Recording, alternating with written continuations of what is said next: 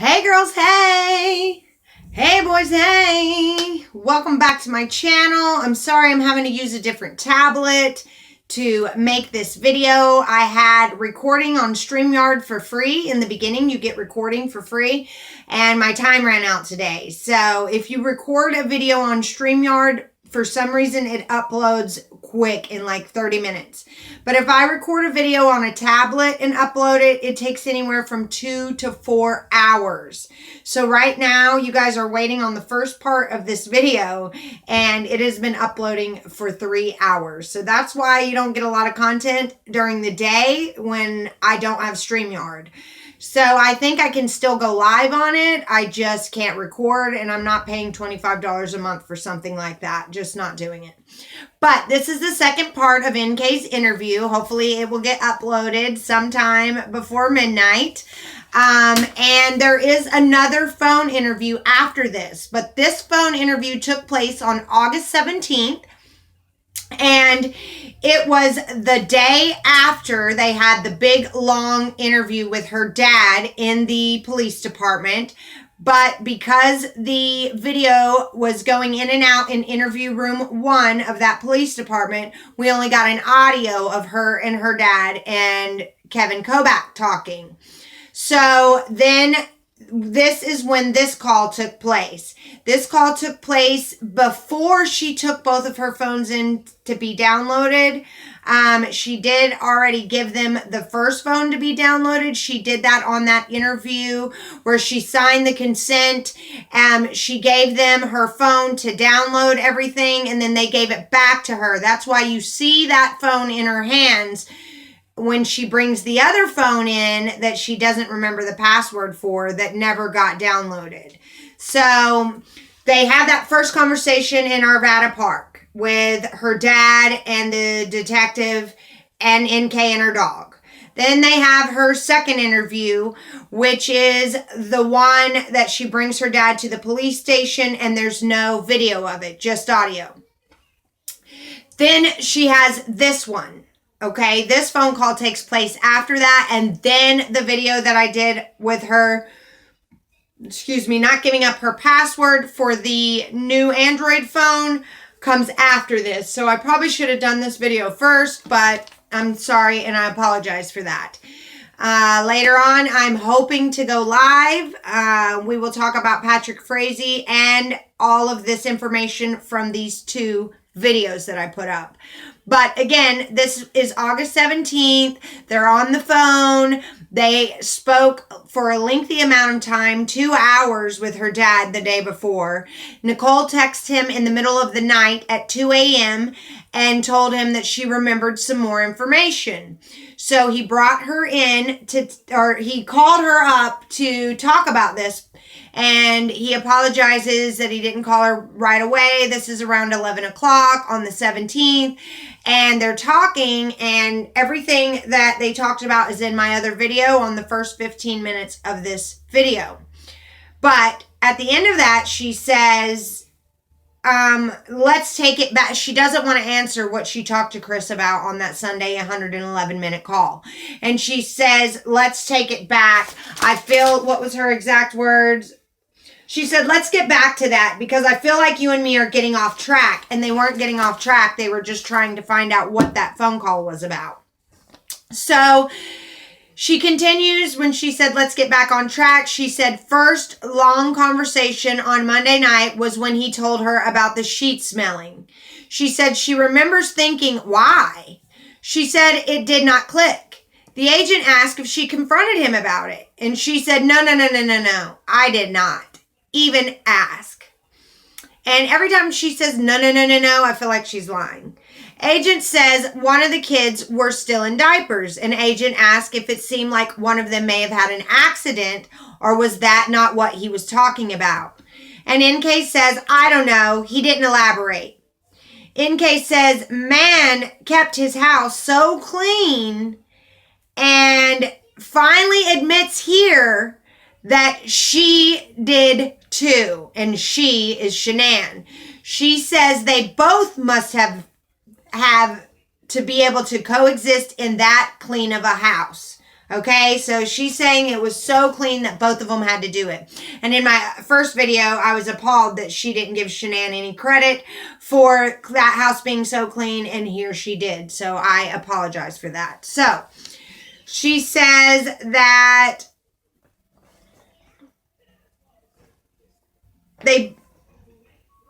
but I don't see anything in that house smelling, she says. She says that's why she brought that up, and she is really trying to help them, the law enforcement. But I need you guys to help me too, she says to them. Who's controlling this interview? She said, I mean, like, do this as a team. And the agent says once they have her text and calls, they can put it in something and put them all together so they can sit down and compare them and go over them with her so they can get the context of what they meant on that night. And once they put the data together, they will sit down together and go over them. He said that the download they got yesterday, they got her phone downloaded on that very first interview that she came to the police station. Remember, she signs a consent in there, and the agent takes her iPhone and downloads everything out of it, then brings it back to her. Well, NK decides to get a no phone after that, and she goes and says she has an old phone at home, and she transfers her number from the iPhone to the Android. But she never puts in her Google password, so no apps can be downloaded on the Android phone. It can only call out and receive text. And I think that she did that on purpose. So he tells her that it's going to take multiple days to analyze all the text that they're getting out, trying to recover out of her iPhone. And that he won't have it back until next week. That the analyst is working on getting all of their texts, because they had talked a lot, and putting them in the right order so they can discuss them once he gets that. She said that's fine, but she needs them to help her with her employer and to brace for the media thing. He says, let me get you to a victim advocate to address these things with. They are better suited than I am at employment and mental health. He says he will help her the best he can. He tells NK that what she wants to do with her employer is a personal decision. He thinks that she is backed in a corner and it's a tough decision to make. He asks her if she wants to inform them about what's going on. He says, I'll tell you though, that I think when they went looking for info for us, meaning law enforcement, that they found text and emails that were on company phones and computers between you and Chris. So he straight up tells her, so they already know about you. And she says, yeah, I don't know if I'm going to keep my job. I hope they don't fire me. But that technically, I hope they don't fire me for that, she says. Technically, I'm not an Anadarko employee, and he is. And it was on his phone, and not mine. Agent says he don't know labor laws, but he tells her that they were smart enough to stop it however they did it. Meaning, she had told him that they quit communicating on work devices, and so he's calling her smart and Chris smart for doing that.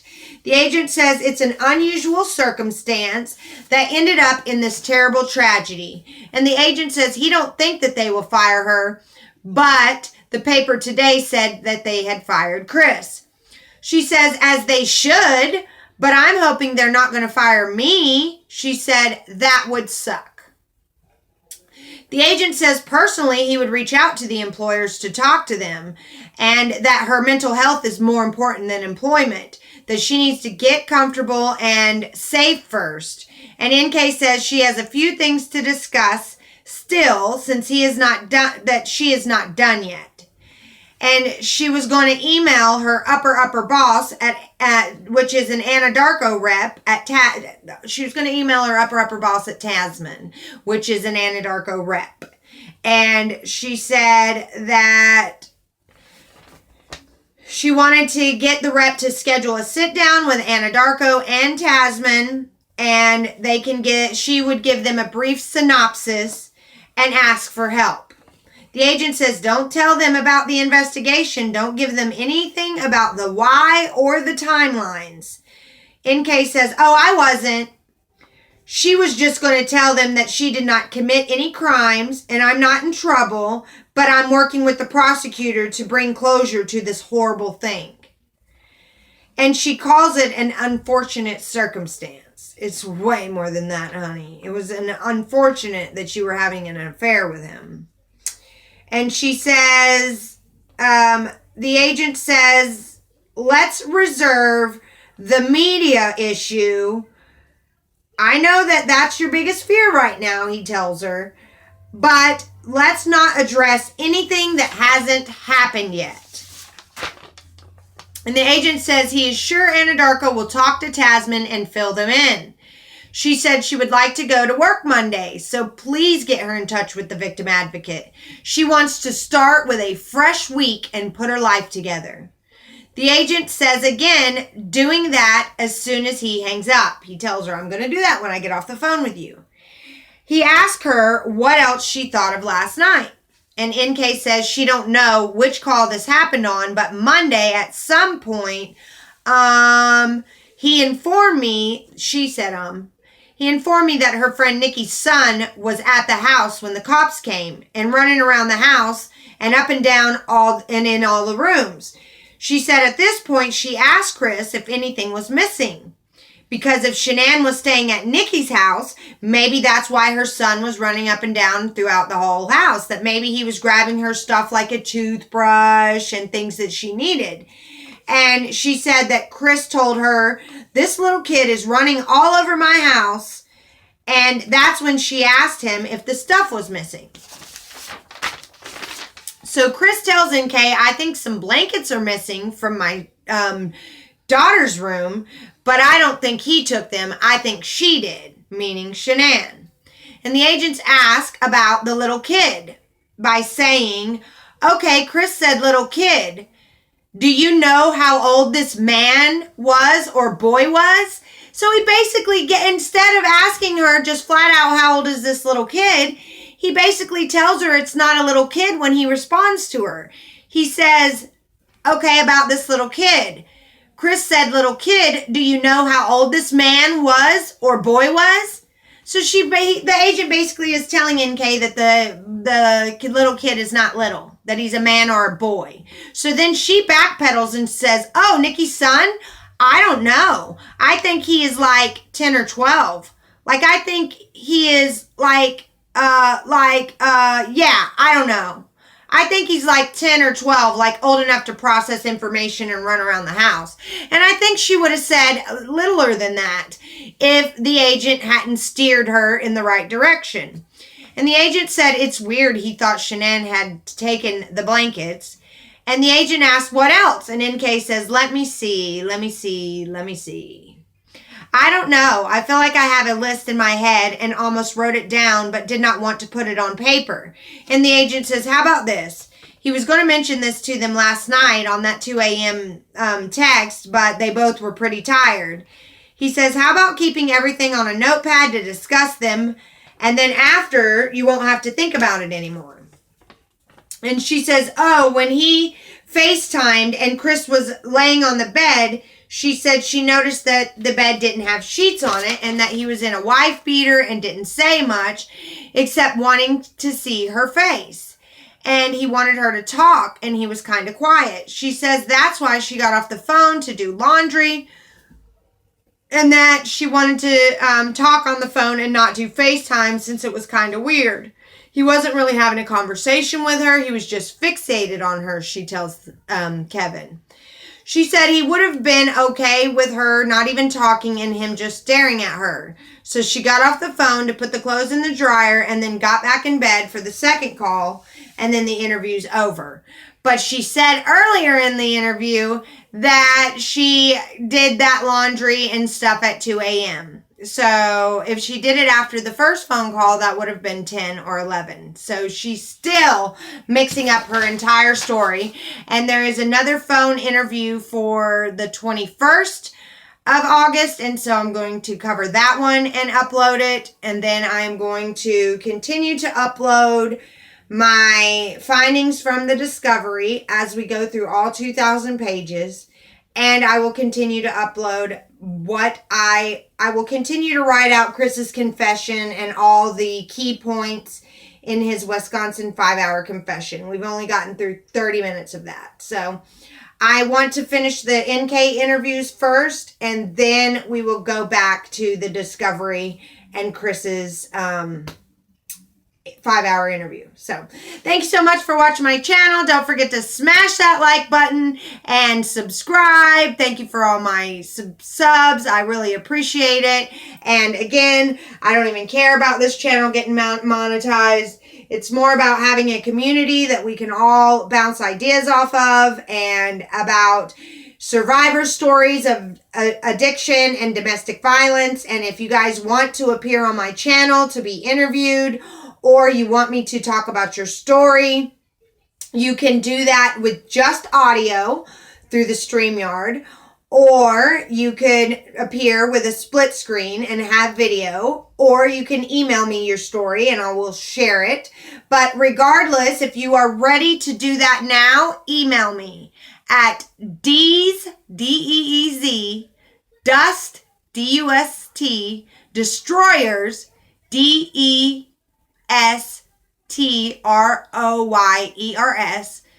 Deez Dust Destroyers at gmail.com. And the first person to reach out to me with information, we will put you on live soon. Or I will just share your story, and we can keep you anonymous if you would like. But I am looking for people to do that, so email me. Thank you so much for all your love and support. The comments in my PSA are just amazing, and so make me feel so amazing and appreciated and actually loved, and you guys are strangers. So thank you so much for those comments, and I appreciate each and every one of you, and have a blessed day. Maybe I'll see you live later. We don't know yet. Bye.